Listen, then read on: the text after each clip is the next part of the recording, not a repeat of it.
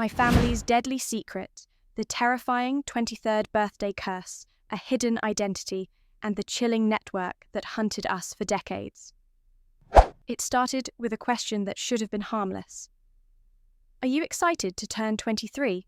My mother asked over the clatter of forks and low hum of family chatter. Her smile was warm, but something in the way she said it, the tiniest hesitation, the way her knuckles whitened around her wine glass, froze me mid-bite. A hush, at least in my head. Everyone else laughed, oblivious, but my body had gone cold. 23. The number thudded against my skull like an echo. Every generation in my family, someone dies at 23. My great-grandfather, my grandmother's sister, my mother's cousin. Each story whispered like a warning at bedtime, but never explained. I'd always dismissed it as superstition, a family ghost story to make birthdays feel less lonely. But the unease never fully left me.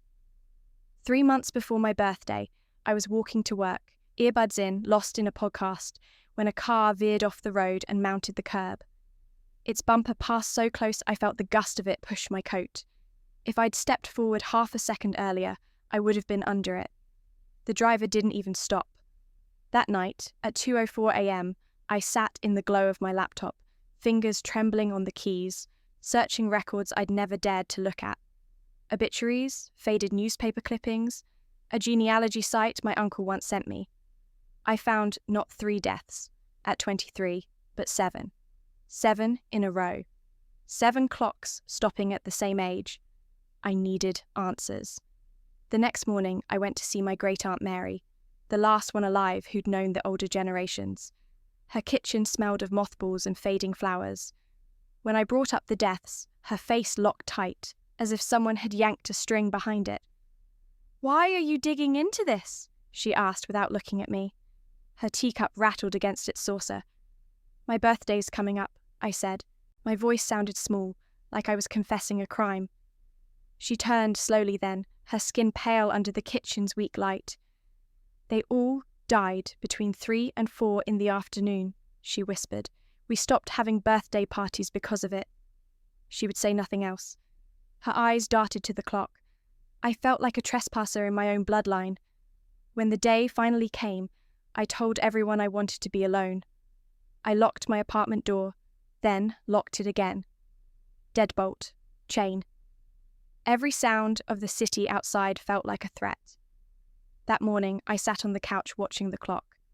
10 o'clock passed. Noon. At 2:30, the tension began to drain from my shoulders. Maybe I'd been ridiculous. Maybe superstition had colonized my mind. Then, at 2:47, a knock. Sharp, 3 knuckles on wood. I froze. Probably a package, I told myself. UPS, Amazon, something normal. My heart disagreed, beating hard enough to hurt. "Who is it?" My voice cracked through the door. "I'm looking for Robert." The voice was flat, no inflection, no warmth. "Wrong apartment," I called back. "There's no Robert here." Silence. Then a harder knock. "Please, I know she's in there. I need to speak with Robert." My hand slick with sweat. I slid the chain on and cracked the door. His face was pale, his jaw tight, and when he saw me, his eyes widened. "Your eyes," he said, stepping closer. "You have Mary's eyes." His right hand stayed in his coat pocket, and I could see the shape of something under the fabric. "You're going to tell me where Mary is," he hissed. I slammed the door so hard the frame shuddered. Boom, boom, boom. His fist pounded against the wood. "I know you're in there," he shouted. "I can wait. You have to come out eventually." My phone nearly slipped from my fingers as I dialed 911. "Someone's trying to break in," I told the dispatcher, my voice trembling. Another slam, and the chain lock ripped halfway out of the doorframe. Screws clattered onto the floor. Then, just as the sirens grew louder outside, everything stopped. No footsteps, no breath. Silence like a vacuum. The police found nothing. No prints, no one in the hallway. They looked at me like I was unraveling. I spent the rest of my birthday barricaded in that apartment, jumping at every sound. But nothing else happened. I survived. For a while, I thought I'd broken the curse. Up until the day of my sister's 23rd birthday. We'd laughed about my paranoia while planning her party. I'd even stopped taking my medication, convinced it had fed my delusions. Then, my mother called me during a meeting. Her voice was a raw sound, sobbing so hard I couldn't make out the words. "Mum, breathe. What happened? Your sister, she collapsed at work. Her voice cracked. They pronounced her dead at 3:23 p.m. on her 23rd birthday. At the funeral, no one met my eyes. My aunt pulled me aside. She got strange emails last week, she whispered. Someone asking about someone named Mary. She thought it was spam. I knew instantly. It had been meant for me. A year later, on what would have been my sister's 24th birthday, I stood alone at the cemetery at 3:23 p.m., staring at her name carved into stone. I heard footsteps behind me. "You're the one who survived," a woman said. She knew about the man at my door, about Mary, about everything. When she explained, the world tilted. She handed me an old photo from her pocket. My mother, younger, darker hair, standing next to her. On the back, in faded blue ink, Mary and Nancy, 1999. My legs nearly gave out as she spoke. Her voice was calm, but every word struck like a hammer, reshaping everything I thought I knew. "Mary," Nancy said softly, as though the name itself were dangerous. "That's your mother. That was her real name, before she ran." The cemetery seemed to tilt around me. Gravestones blurred into grey smudges. My stomach twisted hard enough to make me swallow back bile. "She changed it 24 years ago," Nancy continued. "We thought we buried her past with it. But the man she ran from, he's not a curse, not bad luck. He's real. He's been hunting her bloodline for decades." The air left my lungs. My sister's face flashed behind my eyelids, her crooked smile, her laugh the day we planned her party. She died for something she never even knew existed. "Why 23? I whispered. "Because that's how old your mother was when she disappeared," Nancy said. Her eyes glimmered with a kind of pity I didn't want. "He's recreating the moment she betrayed him, punishing her through her children." Each piece of the puzzle fell into place like jagged glass. My knees trembled. Nancy straightened, brushing damp hair from her forehead. "I'm Nancy, your mum's best friend back then, the one who helped her vanish. I built the papers, found the town, taught her how to stop being Mary and become someone else. We thought we were smart. We thought we'd beaten him." She gestured at the graves around us. "That man at your door, that was probably Stephen, private investigator, hired gun for the real threat. He's been using men like Stephen to follow your family for years, sniffing for leads." Nancy pulled out her phone and swiped. A photograph. A man in his 40s, grey streaking his hair, leaning against a lamppost outside my apartment building. A stranger's face, yet familiar from the corner of my nightmares. "That's him," she said. "He was tailing you for weeks before your birthday, learning your habits." A tremor ran through me so violently I almost dropped the phone. I couldn't breathe. I couldn't stand here among the dead 1 second longer. I left the cemetery, my hands shaking so hard I barely steered. The entire drive, images slammed into me. My sister collapsing at her desk, my mother's pale face in the kitchen light, my own reflection behind a peephole. She died for nothing, for someone else's past. When I reached my mother's house, I pounded on the door. She opened it, took one look at me, and I saw the colour drain from her face. She knew before I said a word. I held up the photo Nancy had given me. My voice came out ragged. "Who is this?" Her lips parted, but no sound came. "Where did she get that?" she whispered, her fingers twitching at her sides. I pushed past her into the house. "I know about Mary. I know about everything." She sagged against the counter, her shoulders trembling. "Please," she said, "please let it stay buried. It's safer if you don't know. Knowing only makes it worse." My rage cracked like glass inside me. "My sister is dead because of your secrets. I'm not leaving until you tell me." Her knees gave way and she sank into a chair at the kitchen table. For a long time, the only sound was the tick of the clock. Finally, she spoke. "I was 23, she began, staring at her hands. I testified against a man who murdered 3 people, including my roommate. I was the only one brave, or stupid, enough to come forward. They said life without parole. In the courtroom, he looked right at me and swore he'd kill me. Not just me, any children I ever had. He'd wait until they were 23, the same age I was when I betrayed him. Her voice cracked on, betrayed. "What's his name?" I asked. She shook her head, stood, and yanked a piece of paper from a drawer. Her hand trembled as she scrawled a name, then held it out to me for 2 seconds, long enough for the letters to burn into my mind, before she dropped it into the sink and lit a match. Flames chewed the paper to ash. "Speaking his name might bring him closer," she said. "He has ears everywhere." I stared at her. The woman who raised me had been living a double life. "You thought changing your name would save us?" "I thought it would buy time," she said, tears sliding down her face. "I've been so careful. No photos online, no social media, always cash, always shadows. But they found us anyway. And now?" She buried her face in her hands. "Now she's dead because of me." I suddenly understood why Great Aunt Mary had looked so frightened that day in her kitchen. She'd known. All of them had known. And the ones who knew had been eliminated one by one. 23 was not a curse. It was a deadline. An hour later, Nancy arrived at the house carrying a thick folder. Newspaper clippings spilled out, the headlines from 1999 screaming in faded ink about a brutal triple murder and a brave young woman who testified. The man's face stared up at me from an old photograph. Not just any killer, but a monster with a fortune, a network, and patience. He'd been convicted of multiple murders, but freed on a technicality after 15 years. Evidence mishandled. Lawyers paid in gold. He'd walked out of prison 5 years ago and immediately started hunting.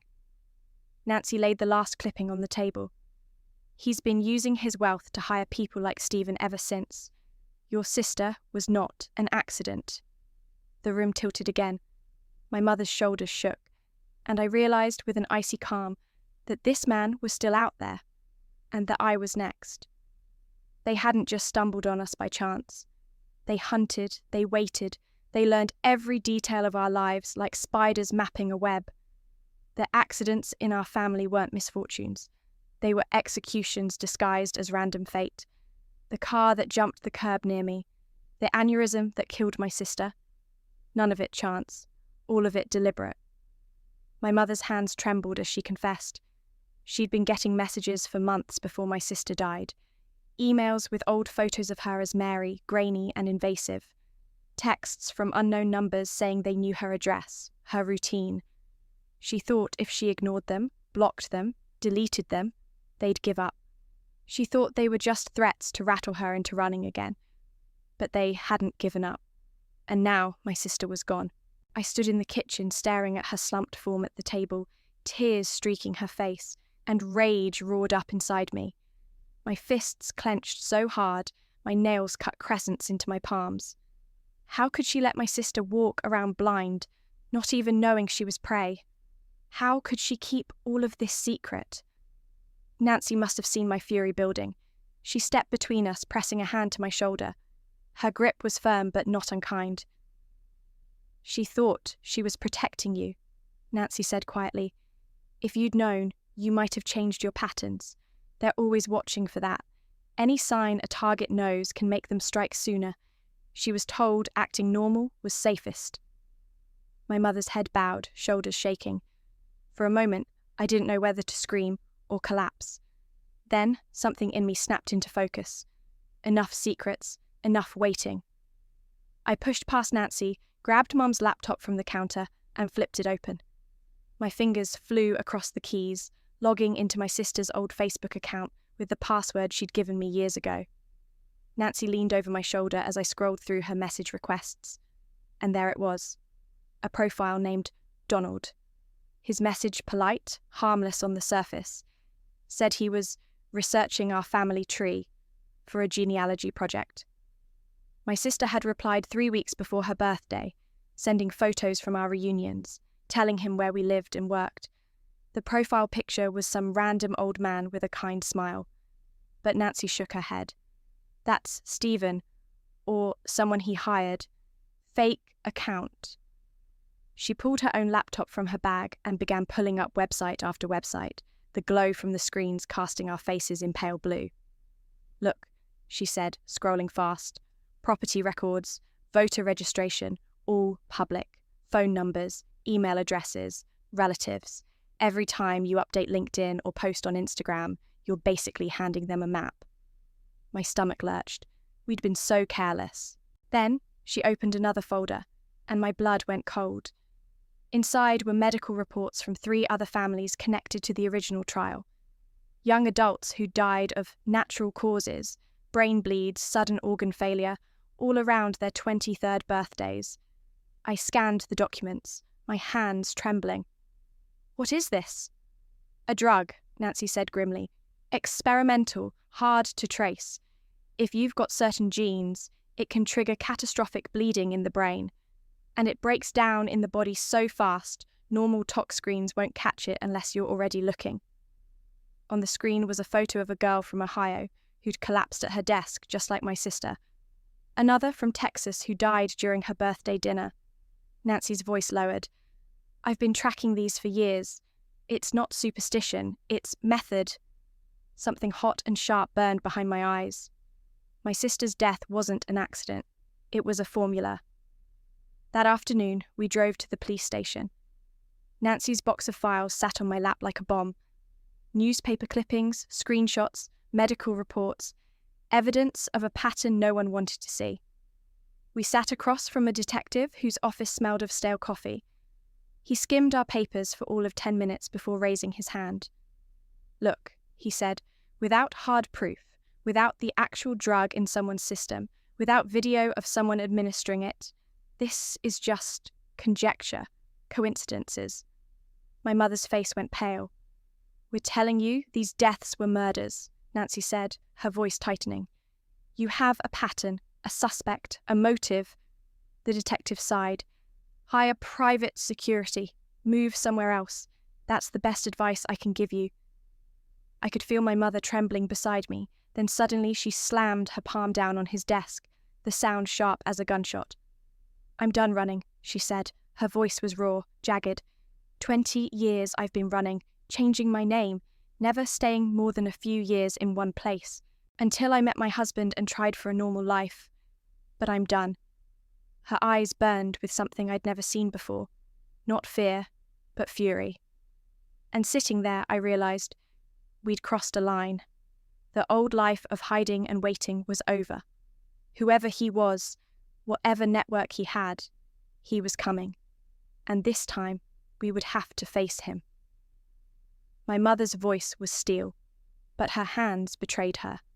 They trembled as she swore she was done being scared every time a car slowed outside or a stranger knocked at the door. Her eyes were raw from weeks of crying, but there was something else in them now. Exhaustion tipped into defiance. Still, even as she spoke, I felt the tremor in her fingers. Fear was a second skin she couldn't peel off. Nancy stepped outside to make a call. 20 minutes later, we were seated across from Kenneth in a dim corner of a coffee shop. He looked like he'd been carved out of old wood and polished in courtrooms. Grey hair, crisp suit, sharp eyes that missed nothing. He specialized in stalking cases and witness protection breaches, the kind of man who knew how ugly the world could get. He listened without interrupting, taking notes on a yellow legal pad. When we finished, he tapped the pen against the paper and said quietly, I'll file for restraining orders immediately. But you need to understand, paper won't stop a determined killer who's made it look natural for decades. A court order wouldn't bring my sister back. What do we do? I asked. Document everything, Kenneth said. Every email, every message. Record any strange encounter. Save it. Date it. Make a timeline. His gaze flicked to my mother. The more you can prove patterns, the harder it is for them to hide. That night, my phone rang from a blocked number. My gut told me not to answer. But something, Curiosity, instinct, dread made me swipe. For a few seconds, there was only breathing. Then, a man's voice, low and deliberate. Mary's daughter. Click. Deadline. The words clamped around my chest. They knew who I was now. Not just a bloodline, not just a possibility. Me. The next morning, a white van pulled up outside my mother's house. 2 men in dark uniforms began installing cameras at every corner, sensors on every window and door. We changed the locks to heavy-duty ones with steel cores. I watched the drill bite into wood, the screws turn, and thought, this is what safety looks like. Wires and alarms and walls. But even with all of it, a crawling sensation lived at the back of my neck. Every car that slowed as it passed sent my heart racing. Every dog walker might be taking notes. Every delivery driver could be another set of eyes. A week later, Kenneth called. His voice was tight. Bad news, he said. He dug into the money trail and found what we'd feared. The man who wanted us dead had shifted to cryptocurrency. Payments bouncing through so many wallets, tumbling through anonymous exchanges. It was essentially invisible. No bank records to subpoena, no paper trail, just a digital maze. He'd learned from his time in prison, learned how to erase his footprints. The money could be coming from anywhere, anyone. 3 days later, my mother called me over. There's something you need to see, she said. Her face was pale, her eyes hollow. In her bedroom closet, she moved aside a stack of old sweaters to reveal a small safe I'd never noticed. Her hands shook as she spun the combination. The door swung open with a dull click. Inside were stacks of cash wrapped in rubber bands. Maybe $30,000. I've been saving, she whispered, for 15 years. 20 here, 50 there, always cash, for when I had to run again. She pushed the money toward me. Take it, leave, disappear before they find you too. I pushed it back. I'm not leaving you alone with this. Something like pride flickered in her eyes, but it was buried under terror.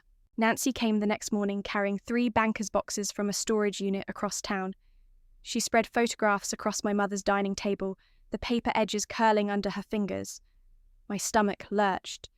Stephen at the grocery store 2 blocks from our house, 3 weeks before my sister died. Another photo of him at the coffee shop where she went every morning before work.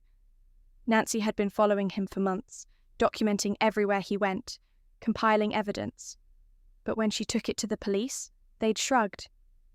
Photos of a man in public places weren't proof of stalking, they'd said. Nothing illegal about shopping. She pulled out more files, newspaper clippings about 3 other families linked to the original trial as witnesses or jurors. The Hendersons in Michigan lost their daughter at 23 to a heart attack, though she was a marathon runner with no medical issues.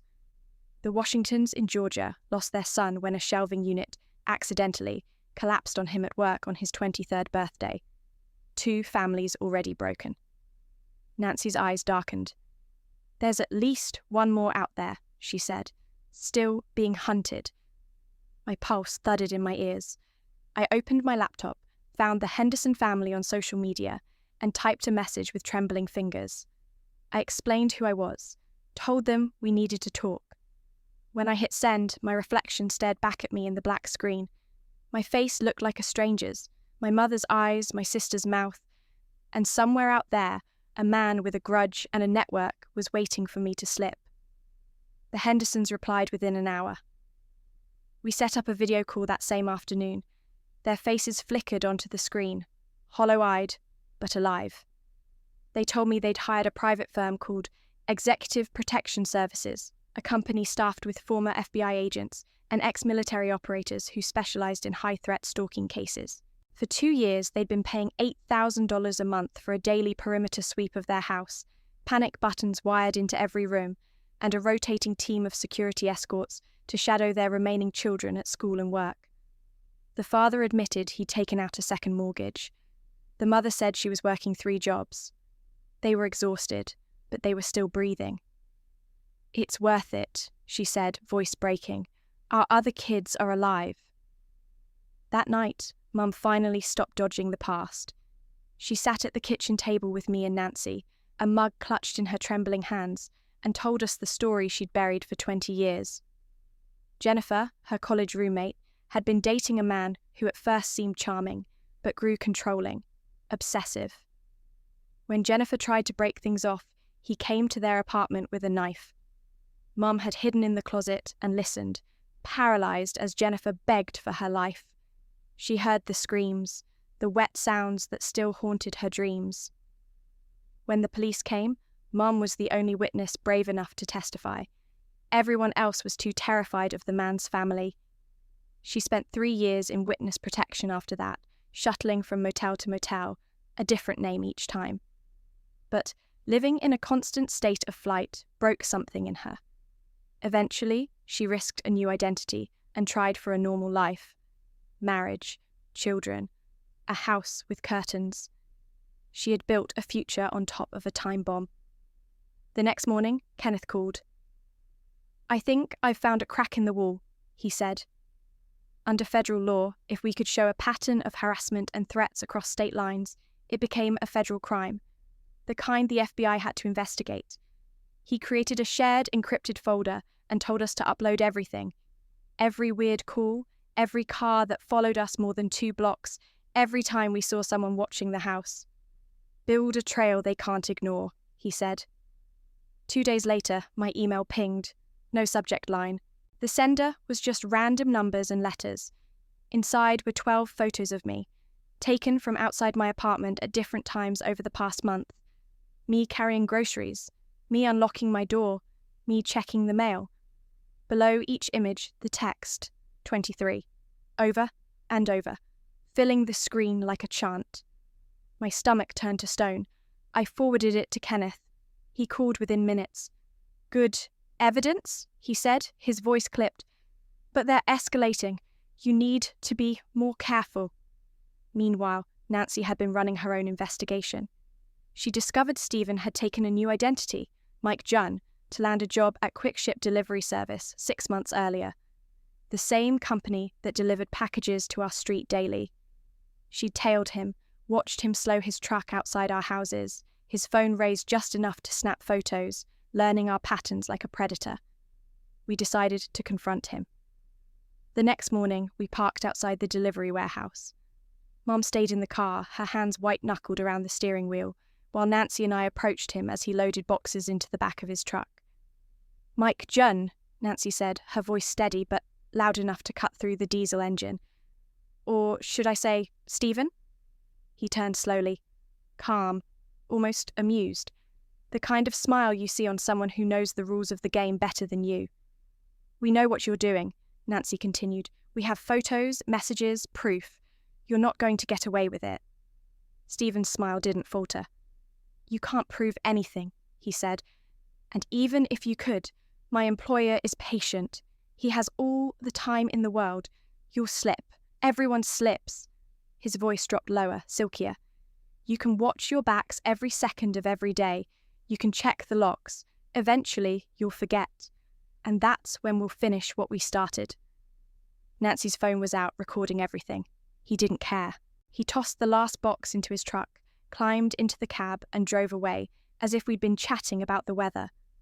I stood there shaking, my fingernails biting into my palms. The world felt off its axis, like even gravity had changed. That night, around 2 a.m., a sound shattered the dark.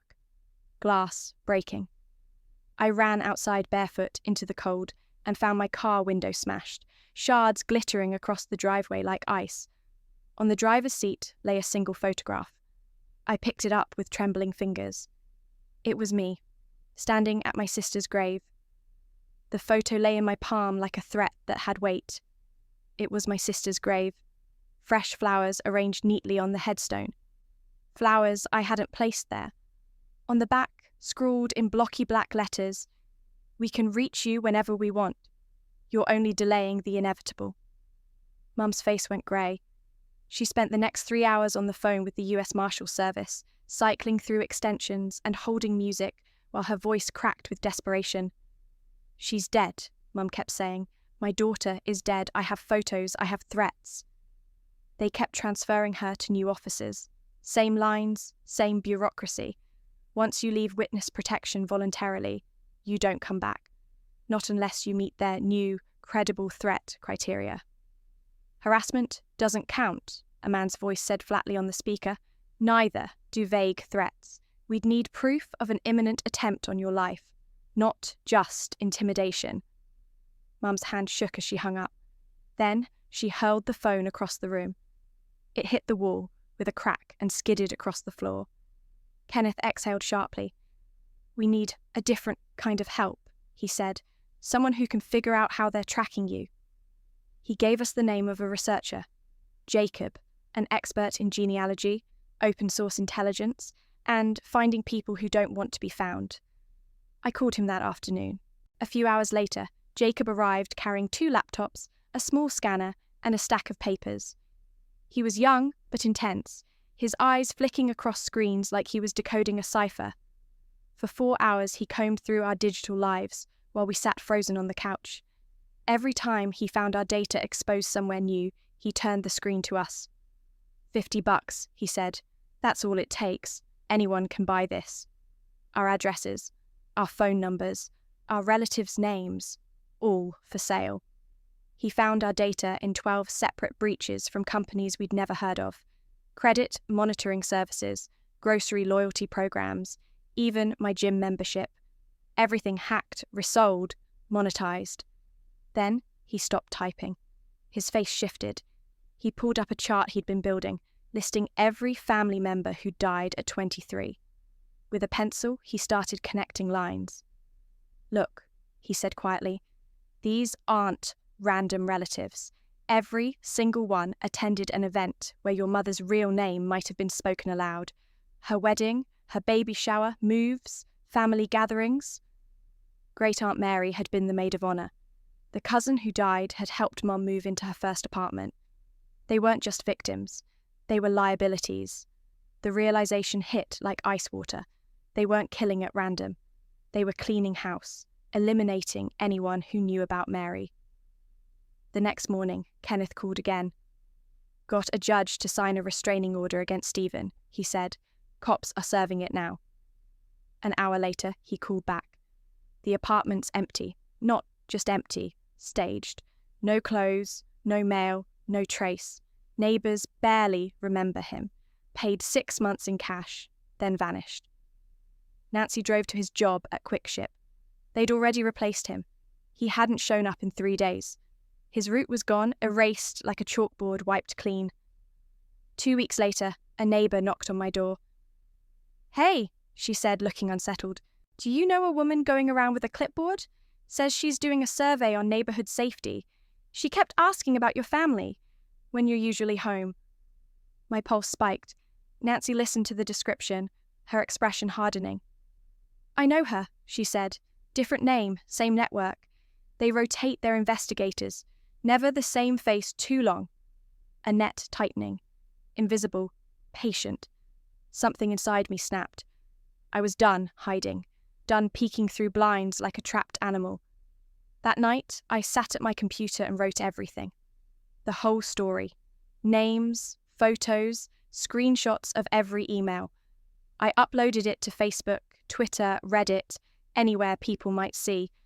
I wanted the world to know. I wanted daylight on the monster that had been stalking us for decades. An hour later, Kenneth called, his voice sharp with panic. Take it down, he said. You're making yourselves bigger targets, or you'll attract copycats, people who want attention. This isn't a game. But I stared at my post as it racked up shares and comments and refused. I'm done, I said. I'm done being hunted in the dark. For the first time in months, my hands weren't shaking, and for the first time, I felt the hunter's eyes on me, not from the shadows, but from out in the open, where everyone could see. The photo was back. My sister's grave again. This time, the flowers were fresh, arranged with care. Lilies and roses I hadn't placed there. On the back, scrawled in the same ugly block handwriting as before, we can reach you whenever we want. You're only postponing the inevitable. Mum went pale. Her hands shook so badly she nearly dropped the picture. She spent the next 3 hours on the phone with the US Marshals Service, her voice fraying with each transfer. "She's dead," she repeated. "My daughter is dead. I have threats, I have photos, I have proof." But the script never changed. Once you leave witness protection voluntarily, you don't get back in. Not unless you meet their credible threat criteria. "Harassment doesn't count," a man's voice said, flat as steel through the speaker. "Neither do vague threats. We'd need evidence of an active attempt on your life, not intimidation." Mum hung up. The phone hit the wall with a crack and tumbled to the floor in pieces. She stood there shaking, fists clenched, teeth grinding. Kenneth watched in silence, then said, "We need to know how they're finding you. I know someone who might help." He gave us the name Jacob, a genealogist and digital researcher who specialized in tracking people who didn't want to be found. I called him that afternoon. He arrived at our house with 2 laptops, a scanner, and a stack of papers thick as a Bible. For 4 hours we sat at the dining table as Jacob peeled back our lives like old wallpaper. Each time he found another breach, another database, another leak, he turned the screen so we could see. $50, he said. "That's all it costs. Anyone can buy your entire world. Our addresses, our phone numbers, our relatives' names. He found our data in a dozen breaches, companies we'd never heard of, credit monitoring services, grocery store loyalty programs, even my gym membership. All hacked, all sold."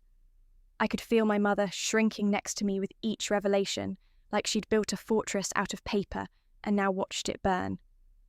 Then Jacob stopped typing. His face shifted. He pulled up a chart of every family member who died at 23 and began drawing lines between them. "See this?" he said. "None of these are random.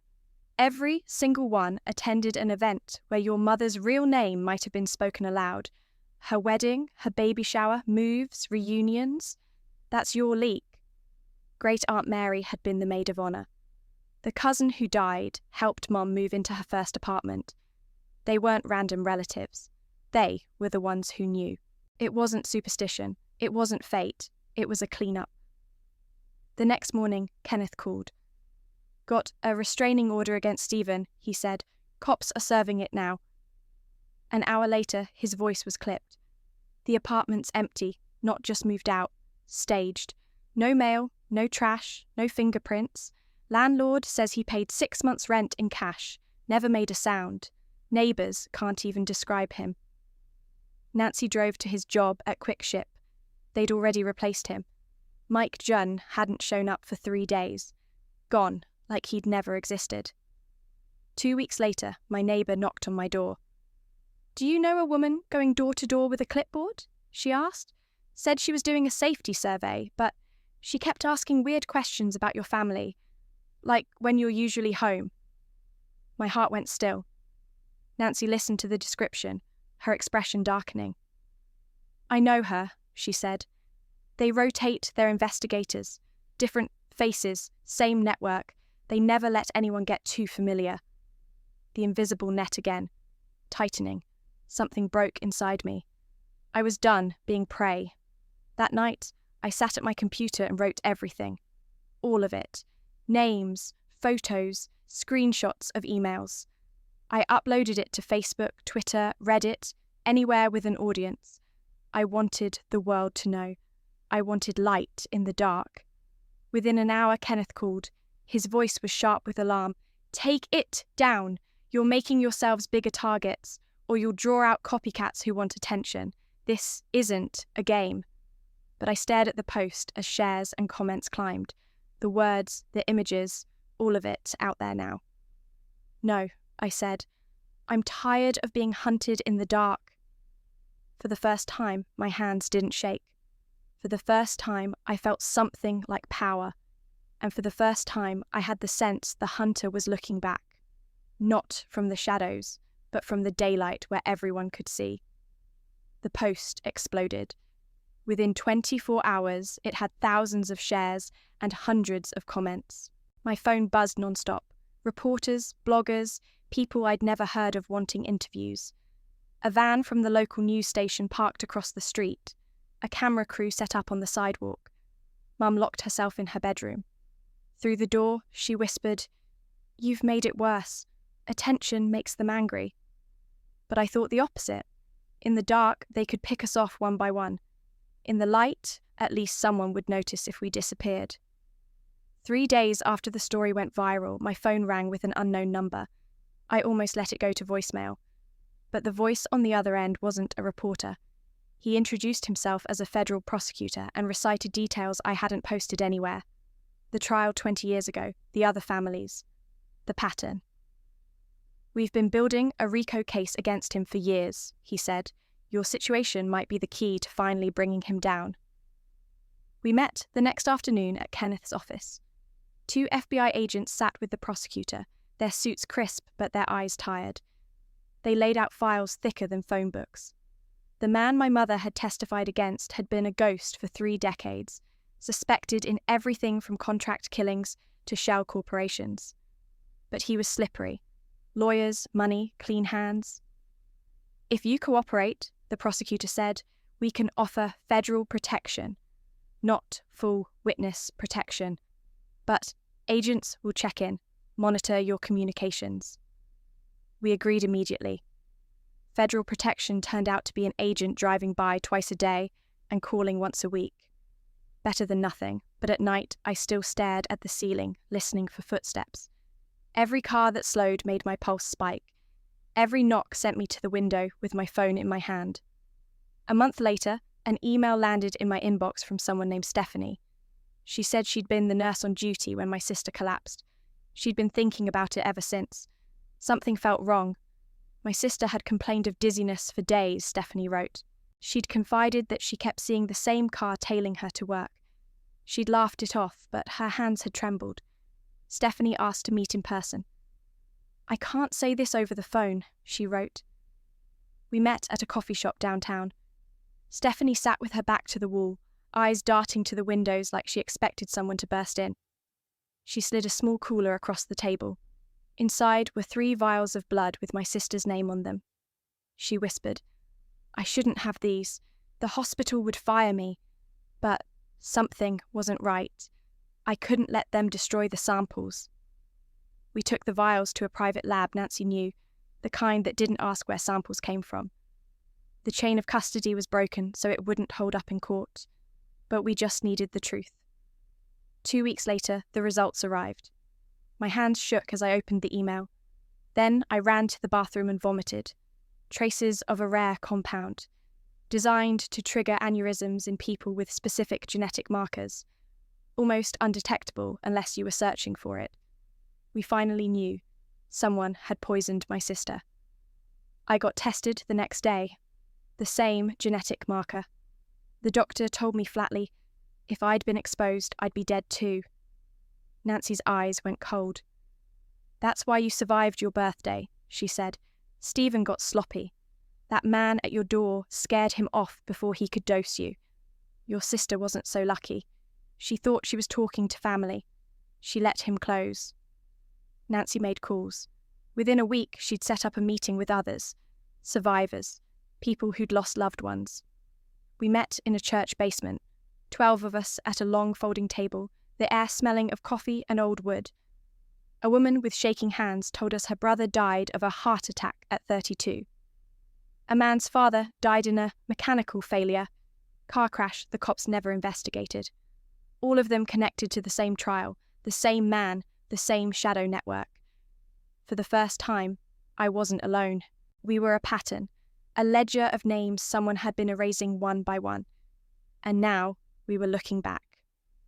At our next gathering of survivors, a woman with hollow eyes and a voice like broken glass leaned forward and told us how she'd fought back after losing her daughter 5 years ago.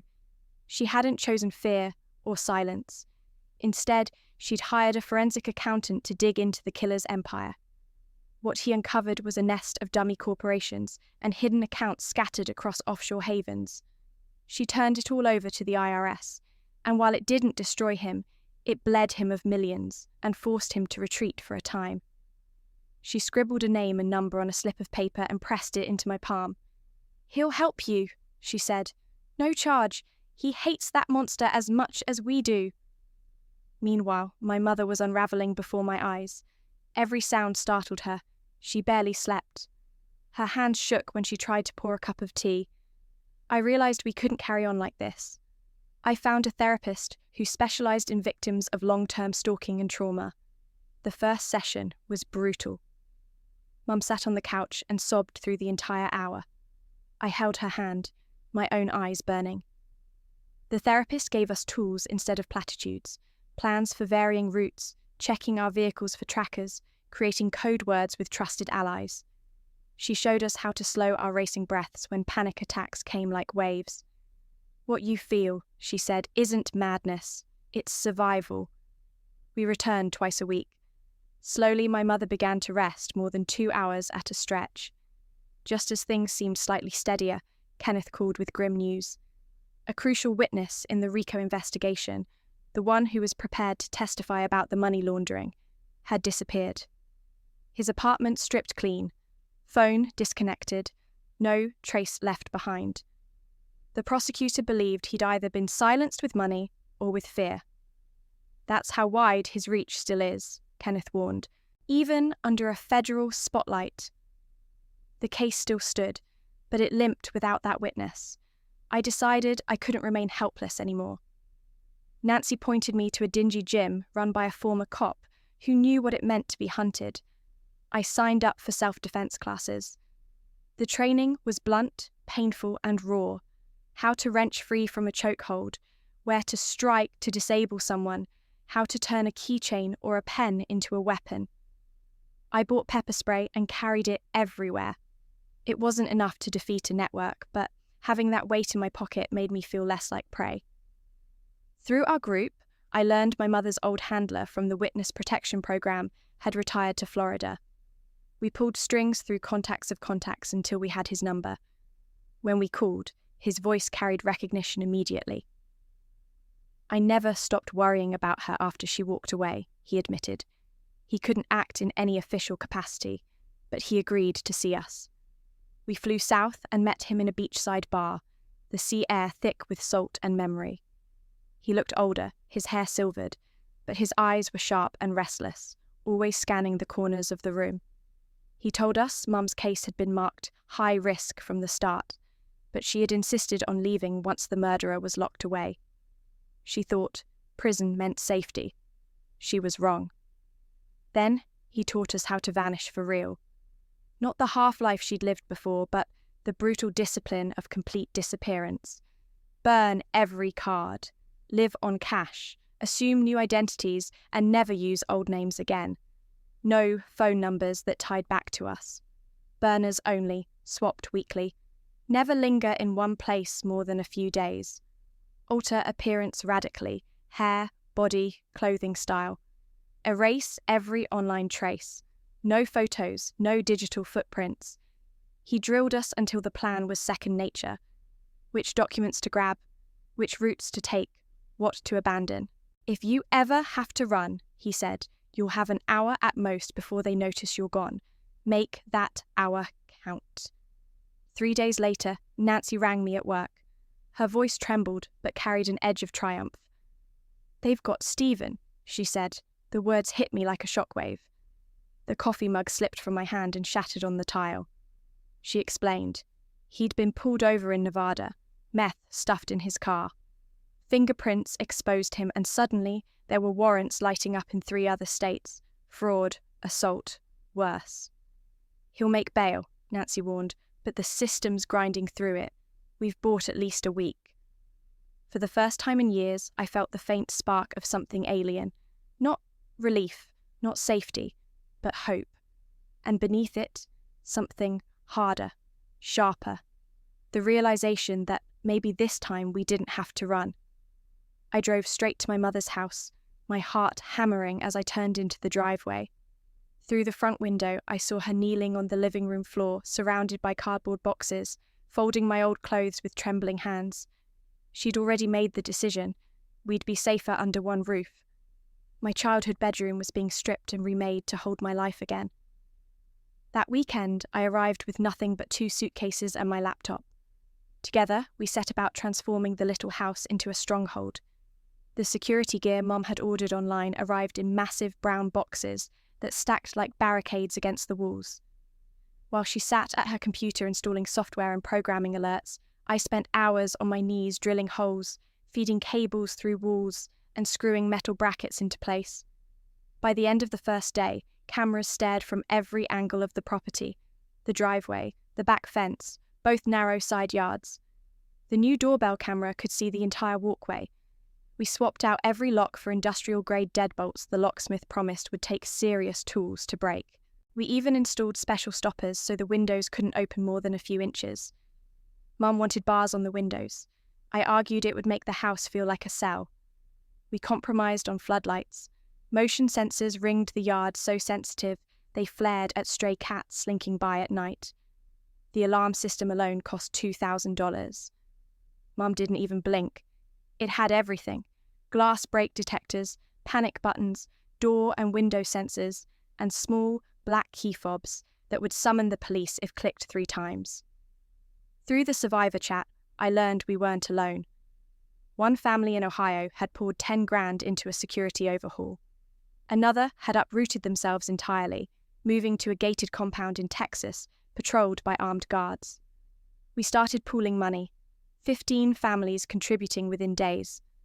The collective fund covered security upgrades for those who couldn't afford them, and paid a lawyer to explain self-defense laws and restraining orders. One woman even used it to get her kids out of a neighborhood after someone broke into their garage at night. A week into this new network of the hunted, an email arrived from an investigative journalist named Melissa. She'd been digging into the original case for a documentary and had uncovered something she called a pattern too neat to be coincidence. She wanted to meet somewhere public. We chose a crowded coffee shop downtown. Melissa arrived with a heavy folder, bulging with photocopies. Over cappuccinos, she spread the papers across the table. 7 people slated to testify in the original trial had never made it to the witness stand. 3 accidents with cars. 2 suicides. 1 unsolved drowning. 1 open murder case gone cold. The dates spanned 2 years, but Melissa had drawn the thread between them all. Police reports she'd obtained showed investigators had doubts about every death, but no evidence to pursue. One man called 911 the night before he died, whispering that someone was following him. Another left a note saying she was terrified, but didn't name who. Melissa had even tracked down surviving relatives. 3 told her their loved ones had received anonymous warnings to stay quiet before they died. She showed me copies of the old letters, paper yellowed with time, the handwriting slanted and anonymous, but unmistakably the same. When I told Kenneth about Melissa's findings, his voice sharpened. "This is exactly what we needed," he said. Within 48 hours, he filed a civil suit. Harassment, stalking, intentional infliction of emotional distress. Not for money, but to build a permanent legal record, to force the man to respond on paper. The lawyers on the other side went to war. Motions, delays, accusations of defamation. They claimed there was no link between their client and our nightmares. But the judge let the suit move forward, citing Melissa's documentation as evidence of a pattern of behaviour. 3 weeks later, we were summoned for depositions.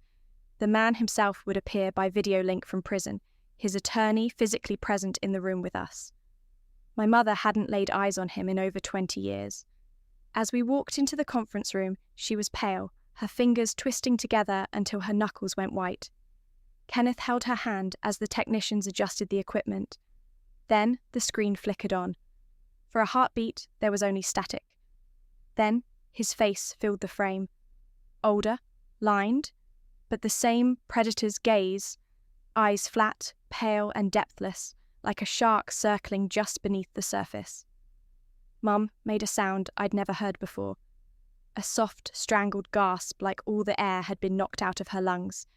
And for the first time, I was staring directly at the man who had haunted our family for decades. He didn't blink when the screen came to life. The man leaned closer to the camera, and a small, knowing smile curled at the edges of his mouth. "Hello, Mary," he said softly. The sound of her old name hit my mother like a blade. Her breath caught, her whole body trembled. She stood so abruptly her chair tipped, fled the room, and I heard the bathroom door slam. Twice she returned, only to rush back out, gagging, tears streaking her face. But the third time she came back, something was different. The tremor was gone. Her eyes had hardened, her shoulders squared. When she looked into the camera again, she no longer looked like prey. "I'm not afraid of you anymore," she said, her voice steady, each word like a nail hammered into wood. The deposition lasted 4 hours. His lawyer tried to rattle us, to twist our words, but Mom answered every question with a precision that felt like a blade. She spoke about the threats, the years of hiding, the nights she'd woken up gasping, certain someone was in the house. When it ended, Mum turned to Kenneth and said, "I'm done hiding. I want everything out in the open." Melissa was overjoyed. She'd already been compiling interviews from other families, boxes of records stacked in her office. For 3 days, we lived among the chaos of her investigation, scanning old photos, sorting documents, recording hours of testimony. My mother spoke for 8 straight hours, telling everything she'd held back for decades. 2 weeks later, Melissa's article detonated on the front page of the Sunday paper. Decades of death, how one man's revenge destroyed dozens of lives. It showed the victims' faces, timelines charting their deaths, quotes from 15 families. The online version contained leaked documents, audio clips, scanned letters. Within hours, it was everywhere. Reporters began calling non-stop. 3 more families contacted Melissa, each claiming they had lost loved ones the same way. The FBI agent on our case phoned the next morning. "You gave us what we needed," he said. Publicity had flushed out 2 new witnesses, people who'd been too afraid to come forward until now. One had recordings of phone calls where the man bragged about having people killed. That afternoon, federal agents arrested him on fresh RICO charges, carrying a potential life sentence. But Nancy's warning lingered. The network he'd built was still out there. Stephen had posted bail and vanished, likely alerting others. Over the years, dozens had worked for the man. Some might want to avenge him, others to cash in on unfinished contracts. We couldn't relax just because the monster was in a cage. Our group chat lit up with reports of strange vans and unknown faces. One Chicago family posted a photo of a vehicle parked outside their house 3 days straight. Kenneth filed motions for the upcoming trial and handed Mum a stack of witness forms to sign. Her fingers shook as she signed, but she didn't stop. We'd outgrown my living room. Support meetings moved to a community centre when 40 more families joined after the article. We printed flyers with warning signs and handed them out. Nancy filed paperwork to register us as a non-profit so we could accept donations and cover security costs for others. I returned to my office job but changed my habits. New parking spots every day, stairwells instead of elevators, a flashlight and pepper spray clipped to my bag. My co-workers whispered that I was paranoid. I didn't care. Mum began to soften at the edges again.